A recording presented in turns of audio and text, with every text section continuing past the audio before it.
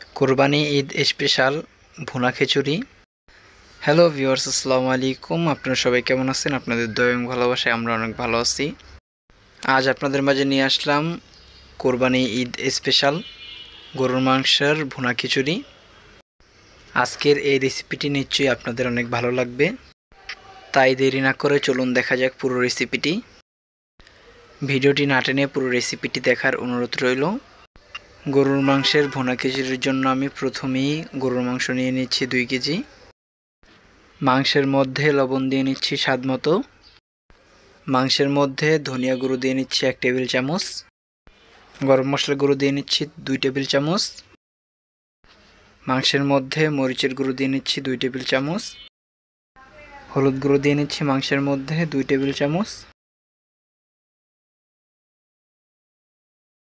মাংসের মধ্যে জিরার গুঁড়ো দিয়ে নিচ্ছি 1 টেবিল চামচ। মাংসের মধ্যে পেঁয়াজ বাটা দিয়ে নিচ্ছি 2 টেবিল চামচ। আদা বাটা দিয়ে নিচ্ছি মাংসের মধ্যে 2 টেবিল চামচ। রসুন বাটা দিয়ে নিচ্ছি মাংসের মধ্যে 2 টেবিল চামচ। পেঁয়াজ কুচি দিয়ে নিচ্ছি মাংসের মধ্যে 1 কাপ। তেল দিয়ে নিচ্ছি মাংসের মধ্যে আধা কাপ। মশলাগুলো দিয়ে গরুর মাংসটাকে ভালো করে মিশিয়ে নিব হাতের সাহায্যে। সবগুলো উপকরণ দিয়ে গরুর মাংসটাকে হাতের সাহায্যে ভালো করে মাখিয়ে নিব। যত ভালো করে মাখাবেন খিচুড়ির টেস্ট তত ভালো আসবে। মাংসটাকে ম্যারিনেট করে রেখে দিব 30 মিনিটের জন্য। এবারে মাংসের মধ্যে আস্ত মশলা দিয়ে নিচ্ছি। তেজপাতা দিয়ে নেব 2 পিস, দারুচিনি দিয়ে নিচ্ছি 2 পিস, এলাচ দিয়ে নিচ্ছি 4 পিস ও লবঙ্গ দিয়ে নিচ্ছি 6 পিস। এবারে মশলাগুলোর সাথে মাংসটাকে একটু মিশিয়ে নিচ্ছি ভালো করে। এই পর্যায়ে ম্যারিনেট করে রাখা মাংসগুলো একটি কড়াইতে দিয়ে নিচ্ছি। সবগুলো মাংস কড়াইতে দেওয়ার পর একটি ঢাকনা দিয়ে ঢেকে মাংসগুলোকে একটি ঢাকনা দিয়ে ঢেকে মাঝারি আঁচে রান্না করব 30 মিনিট। মাঝে মাঝে ঢাকনাটা উঠিয়ে মাংসটাকে নেড়ে দিব। 30 মিনিট পরে ঢাকনাটা উঠিয়ে মাংসটাকে নেড়ে চেড়ে নিচ্ছি। মাংসটা 90% সেদ্ধ হয়ে গিয়েছে। মাংসটা তুলে রেখে একটি কড়াইতে আমি তেল দিয়ে নিচ্ছি 1 কাপ। তেলটা গরম হলে এর মধ্যে আমি আলু দিয়ে নিচ্ছি 200 গ্রাম ভাজার জন্য। আলুটা আগে থেকে আমি কেটে ধুয়ে লবণ মরিচ মাখিয়ে নিয়েছিলাম। আলুটাকে মাঝারি আঁচে তেলের মধ্যে ভেজে নিব 8 মিনিট সময় নিয়ে। আলুটা এক পাশ ভাজা হয়ে গিয়েছে, এবার উল্টে অপর পাশ ভালো করে ভেজে নিচ্ছি। আলুটা ভাজা হয়ে গিয়েছে, এবার তেল থেকে অন্য একটি পাত্রে তুলে নিচ্ছি। খিচুড়ি রান্নার জন্য চিনি গুঁড়ো পোলাওর চাল নিয়েছি আমি 1 কেজি। মুগ ডাল নিয়েছি আমি 2 কাপ। মসুর ডাল নিয়েছি 1 কাপ। সবগুলো ভালো করে ধুয়ে ডাল চাল পরিষ্কার করে নিয়েছি। একই তেলে আমি তেজপাতা দিয়ে নিচ্ছি 2 পিস, দারুচিনি 1 পিস, এলাচ 2 পিস, লবঙ্গ 4 পিস, আস্ত জিরে দিয়ে নিচ্ছি 1/4 চা চামচ। তেলের মধ্যে পেঁয়াজ কুচি দিয়ে নিচ্ছি 1 কাপ। মশলাগুলো দিয়ে তেলের মধ্যে ভালো করে নেড়েচেড়ে ভেজে নিব কম আঁচে 1 মিনিট। পোলার চালটা ভালো করে ধুয়ে ছেঁকে রেখে দিয়েছিলাম 30 মিনিট। এখন পোলার চালটা তেলের মধ্যে দিয়ে নিচ্ছি। এবারে ভালো করে চালটা তেলের মধ্যে ভেজে নিচ্ছি। চালটা থেকে সুগন্ধ না বের হওয়া পর্যন্ত চালটা ভেজে নিব।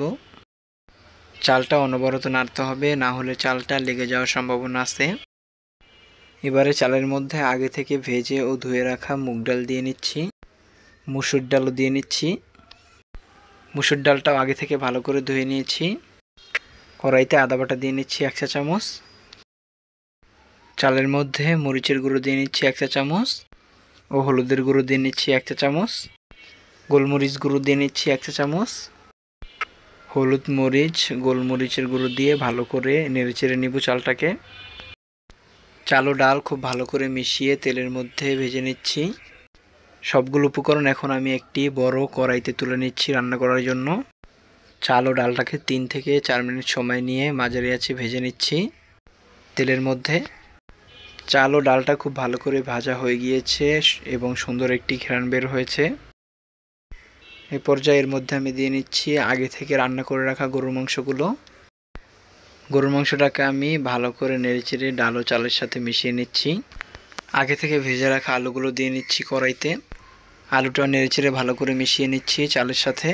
মেজারমেন্ট অনুযায়ী চাল ও ডাল যতটুকু দিব তার দ্বিগুণ পানি দিতে হবে। এর মধ্যে আমি 2.5 লিটার গরম পানি দিয়ে নিচ্ছি।